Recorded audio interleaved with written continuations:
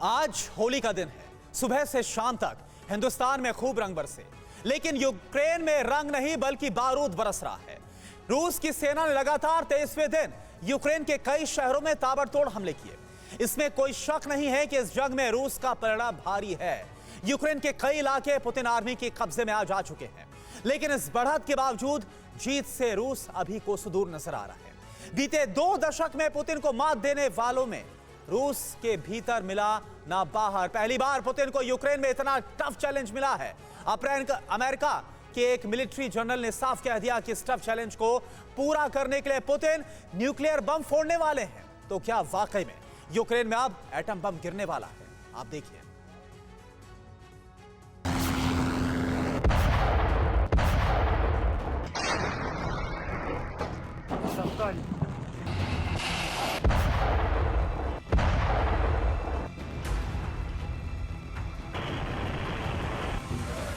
Ukraine की जमीन पर रूस की बारूदी वर्षा का ये 23वां दिन है।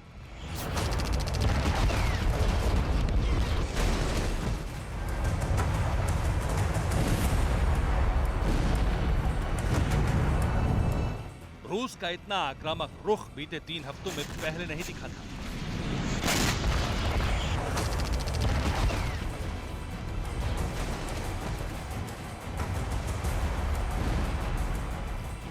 यूक्रेन की राजधानी कीव से 500 किलोमीटर दूर एक शहर है लवीव। यहां आज दिन निकलते ही रूस ने एक के बाद एक 6 क्रूज मिसाइलें दागकर तहलका मचा दिया।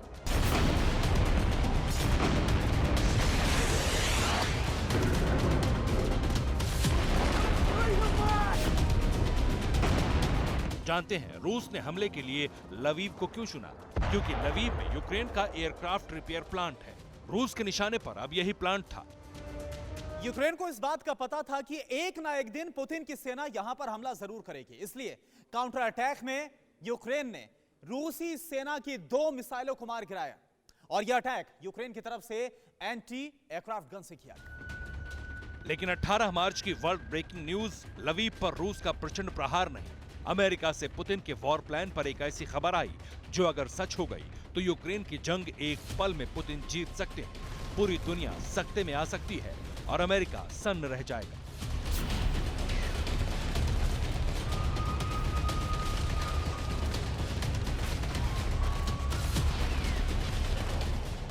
खबर यह है कि यूक्रेन के बैटल ग्राउंड में व्लादिमीर पुतिन एटम बम फोड़ने का मन बना चुके हैं। ये दावा हम नहीं कर रहे, बल्कि अमेरिका के टॉप लेफ्टिनेंट जनरल का है। ये मिलिट्री अफसर दावा करता है कि उसे पता है कि पुतिन पहला एटम बम कहां फोड़ेंगे।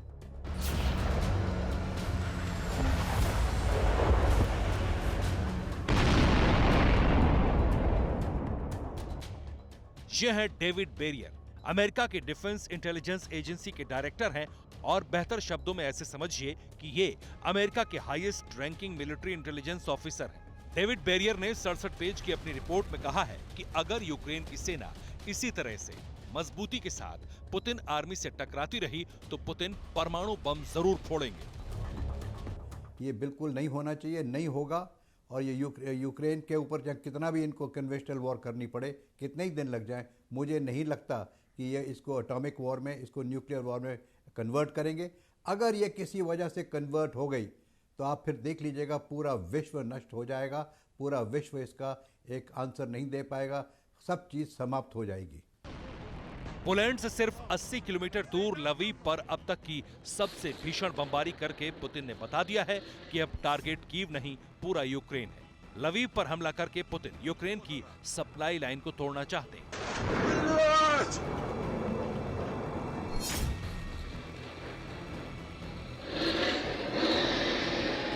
यूक्रेन की मिलिट्री काफिले पर भी रूस ने एक बड़े ऑपरेशन को अंजाम दिया। रूसी वायुसेना का यूक्रेन की मिलिट्री पर एयर स्ट्राइक का ये लेटेस्ट वीडियो है।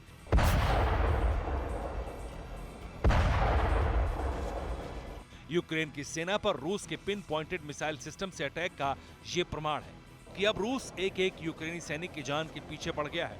रेड आर्मी अपने मकसद में कामयाब रही तो ठीक, वरना कौन जाने अमेरिकी डिफेंस इंटेलिजेंस के डायरेक्टर की बात सच हो जाए। हो सकता है पुतिन परेशान होकर न्यूक्लियर वेपन का इस्तेमाल कर ले या केमिकल वेपन का इस्तेमाल कर ले, लेकिन जिस प्रकार से अभी हालात हैं और जिस प्रकार से रशिया अपने बाकी ऑपरेशन चला रहा है, सिविल एरियाज के ऊपर कम बम्बार्डमेंट कर रहा है और मिलिट्री इंस्टॉलेशन के ऊपर ज्यादा कर रहा है और बिल्टअप एरिया को देखते हुए उनके ऑपरेशन धीरे धीरे चल रहे हैं, वो देखते हुए मुझे नहीं लगता है कि वो उस स्टेज पर जाएंगे कि उन्हें न्यूक्लियर वेपन का इस्तेमाल करें। अमेरिकी लेफ्टिनेंट जनरल ने अपनी वॉर रिपोर्ट में कहा है कि रूस के पास ऐसी घातक मिसाइलें हैं जो यूक्रेन की मिसाइल डिफेंस सिस्टम को चकमा दे सकती है। हो सकता है रूस ऐसी ही किसी मिसाइल से यूक्रेन में न्यूक्लियर अटैक कर दे, और अगर पुतिन ने परमाणु बम का रिमोट दबा दिया तो पहला बम गिरेगा यूक्रेन की राजधानी कीव पर। जंग के 23 दिन के बाद भी रूस यूक्रेन की राजधानी कीव पर कब्जा नहीं कर पाया है और यह बात पुतिन को बिल्कुल पच भी नहीं रही है। यही वजह है कि पुतिन ने अब कीव ऑपरेशन का कंट्रोल अपने हाथ में ले लिया और यह माना जा रहा है कि अगर अगले 40 घंटे के अंदर रूसी सेना कीव पर काबिज नहीं होती है, कब्जा नहीं कर पाती है, तो क्रेमलिन से कोई बड़ा फरमान सामने आ सकता है।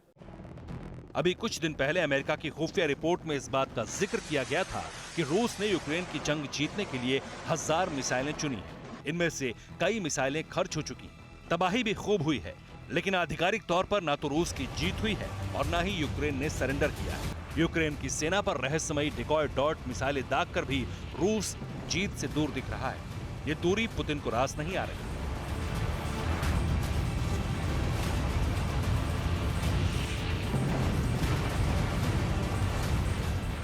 मॉस्को के वॉर रूम में पुतिन सबसे भरोसेमंद लोगों से लगातार मीटिंग कर रहे हैं और पूछ रहे हैं कि अगर कीव पर एटम बम फोड़ दिया जाए तो क्या होगा।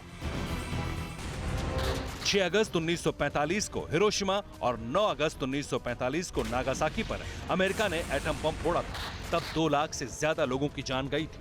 अगर तीसरा एटम बम फटा तो तबाही कितनी होगी, क्या अंजाम होगा? इस सवाल का जवाब Princeton science and global security program की रिसर्च में तलाशते हैं। रिसर्च में दावा किया गया है कि अगर यूक्रेन पर एटम बम गिरा और अमेरिका भी जंग में कूदा तो अटैक होने के 60 मिनट के भीतर 34.1 मिलियन यानी करीब 3 करोड़ 40 लाख लोगों की जान चली जाएगी और धमाके की चपेट में आकर करीब 5 करोड़ 73 लाख लोग बुरी तरह जख्मी हो जाएंगे। चारों तरफ से उसकी फोर्सेस शहरों में कब्जा कर रहे हैं, जो बाहर के इलाकों में कब्जा कर रहे हैं और जो मिलिट्री इंस्टॉलेशन को बर्बाद करते जा रहे हैं। काफी हद तक उन्होंने बर्बाद कर दिया है और कोई खास रेजिस्टेंस मिल नहीं रहा है। हालांकि कई बार यूक्रेन के वीडियो आते रहते हैं कि उन्होंने रशिया का एक टैंक उड़ा दिया, एक जहाज गिरा दिया, लेकिन उनसे रशिया को कोई खास फर्क पड़ने वाला नहीं है। स्पीड कम है क्योंकि बिल्टअप एरिया, लेकिन बढ़ती जा रही है और वो हालात अभी नहीं है कि न्यूक्लियर वेपन या केमिकल वेपन का इस्तेमाल किया जाए। 23 दिन की जंग में यूक्रेन 23 साल पीछे जा चुका है। यूक्रेन के कुछ हिस्सों में तो हालात सीरिया और इराक से भी बदतर हो गए। एक महीने के अंदर एक देश हजारों शवों से पट गए, लाखों लोग घर छोड़कर भाग गए, लेकिन तबाही के मंजर के बीच यूक्रेन की सेना डटी हुई है। किसी को अंदाजा नहीं था कि यूक्रेन इतनी ताकत के साथ पलटवार करेगा। पुतिन ने ऑपरेशन कीव के लिए 3 दिन की डेडलाइन रखी थी, लेकिन 3 हफ्ते से ज्यादा का वक्त बीत जाने के बाद भी कीव का किला नहीं ढहा। इसलिए पश्चिमी मीडिया में परमाणु बम के इस्तेमाल की अटकलें लगने लगी हैं और अमेरिकी जनरल की रिपोर्ट भी इसी तरफ इशारा कर रही है कि अगर युद्ध और लंबा खिंचा तो पुतिन न्यूक्लियर बम फोड़ सकते हैं। Bureau report, TV9 Bharatvarsh. परवाह देश की, सोमवार से शुक्रवार रात 10 बजे TV9 भारतवर्ष पर।